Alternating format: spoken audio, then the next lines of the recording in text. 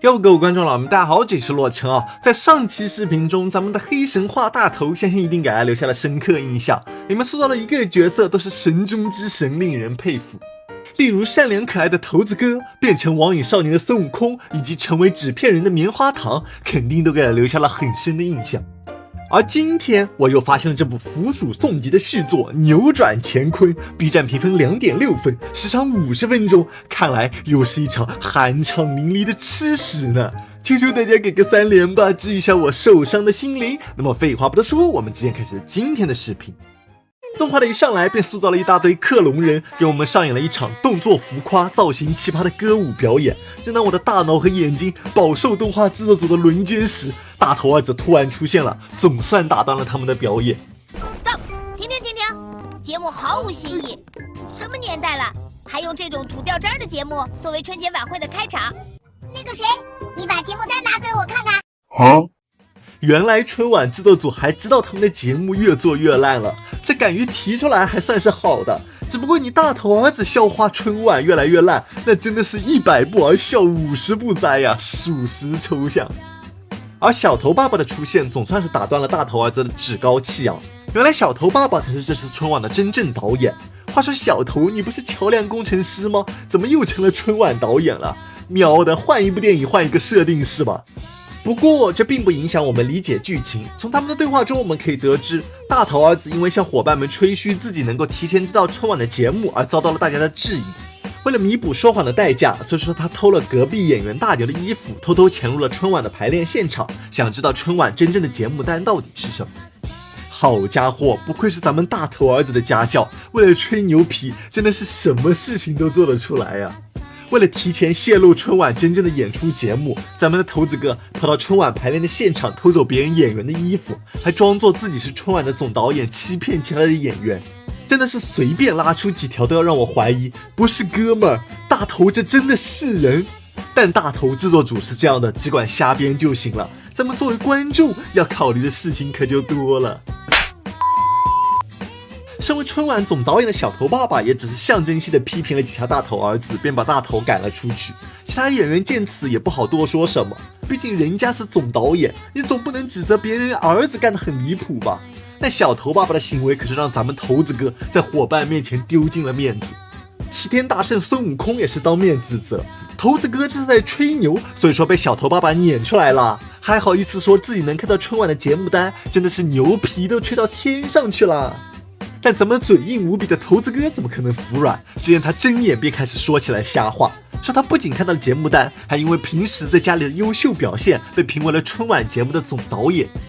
而今年的春晚在他的领导下，不仅拥有可爱的吉祥物，还拥有让人耳目一新的节目内容，保准让大家眼前一亮。哦，原来21年的春晚是咱们头子哥导演的，让我看看有什么优秀的节目。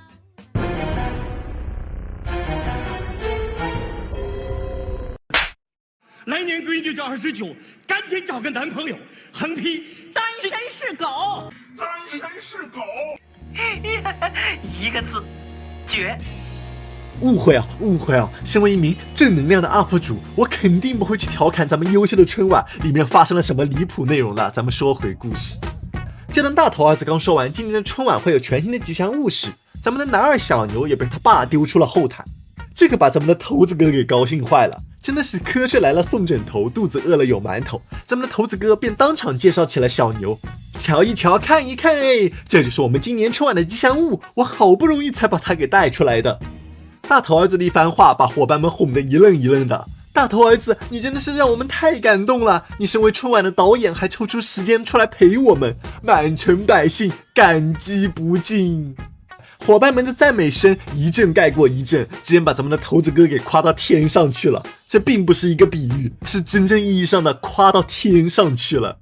由于大头儿子撒的谎太多，把身为12生肖的小牛直接吹成了气球，带着大头儿子便直接冲上了月球。更加离谱的是，咱们的大头儿子在这外太空中屁事没有，反而是身为12生肖之一的小牛急得哇哇大哭。得亏咱们聪明机智的大头儿子提醒了小牛，你不是12生肖吗？那肯定有法术。于是在小牛生肖魔法的帮助下，他们又穿梭来到了一个空间站，遇到了空间站的宇航员姐姐。在得知了他们是如何飞上太空的来龙去脉后，宇航员姐姐也是开始安慰起了他们。吹牛其实并不可怕，身为宇航员的她小时候也经常吹牛。姐姐小时候也时常幻想未来自己能成为一名优秀的宇航员，但总是被人嘲笑这是不切实际的幻想。但她并不气馁，发自内心刻苦学习，最后在她的不懈努力以及她宇航员母亲的帮助下，最终她成功继承了衣钵，成为了一名优秀的宇航员。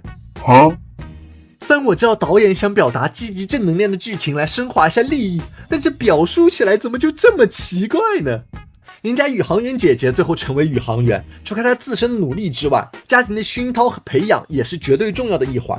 她想成为宇航员根本就不是吹牛，是脚踏实地的努力和追求梦想的拼搏。而大头儿子的吹牛是真的张口就来的吹牛，说着什么今年就希望成为春晚的导演，要请星球那么大的巨人来春晚唱歌，灰尘那么小的外星人来春晚跳舞，还要打造独一无二的科幻京剧，属实是有点离谱。但更离谱的是接下来的剧情，在宇航员的帮助下，他们真就找到了星球那么大的巨人、灰尘一样小的外星人，以及真正的科幻京剧。我的天哪，大头儿子的导演是吃多了菌子吗？什么乱七八糟的剧情都往大头里面套。甚至一开始接待大头儿子的向导是个男孩子，在给我们表演京剧，片刻之后就变成穿着哪吒戏服的大妹子。你别和我说这是小男娘哦，春晚还能有跨性别主义者吗？而且还有小鲤鱼泡泡在边上伴舞，这小鲤鱼也忒丑了点了吧，属实毁童年。终于在经过了3次场歌舞表演的摧残后，咱们终于来到了最后一个星球的博物馆上。这个星球还真有点意思哦，定格动画加上传统文化与牛相关物品的表达，确实是有点内容的。动画在很短的时间内向我们科普了商代最早出土于河南有关于牛的青铜器牛尊，唐代知名艺术家韩晃创作的国画瑰宝五牛图，以及清明上河图中第63只老黄牛的形象与科普，确实是有点水平的，给这段动画加分了不少。但大头儿子在定格动画也少不了的逼臭脸，加上尬得我脚趾抠地的逆天谐音梗，属实是让这部分本该很优秀的故事下降了好几个层级。飞到宇宙外太空，还能飞到广寒宫。不是广寒宫，是外太空。哦，孙悟空。他们还能飞往银河。哦，还能看见嫦娥。一个字，绝。于是在又经历了一场歌舞表演后，收到歌声祝福的大头儿子和小牛高高兴兴的便回到了地球的家中，和小头爸爸团聚到了一起。那么导演也是一看动画剩余的时间也是不多了，赶忙端上了咱们的熟悉连招，大伙一起高高兴兴的包饺子，又为我们展现了一场尬得我脚趾抠地的逆天歌舞秀。不过这最后一场的歌舞在编剧的安排下虽然很尬，但动画的创作者们还是埋下了不少彩蛋的。我相信有很多像我一样的00后、10后的观众就应该不认识了。按照先后顺序分别出场的角色有93年经典动画《大脸猫与蓝皮鼠》，99版央视经典动画《西游记》，02年的小虎还乡，05年的围棋少年，03年的哪吒传奇、小鲤鱼历险记、美猴王、郑和下西洋、百鸟朝凤等等等等。的确有些动画我也没有看过，有知道的朋友可以发在弹幕或者评论区里面指出。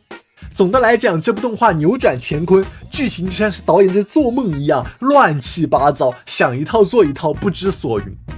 除开大头儿子特别讨人厌、臭狗屎，以及剧情特别无聊之外，其实嘛还行。评分的话给个4分吧，烂片排行榜位于 C 级的位置，不知道大家能给出几分的评价呢？那么这就是这期视频的全部内容了，我是带你回忆童年的洛尘。如果还喜欢大头儿子这个系列的话，千万不要忘了一键3连加关注，点赞越多更新越快。我们下期视频再见，大家拜拜。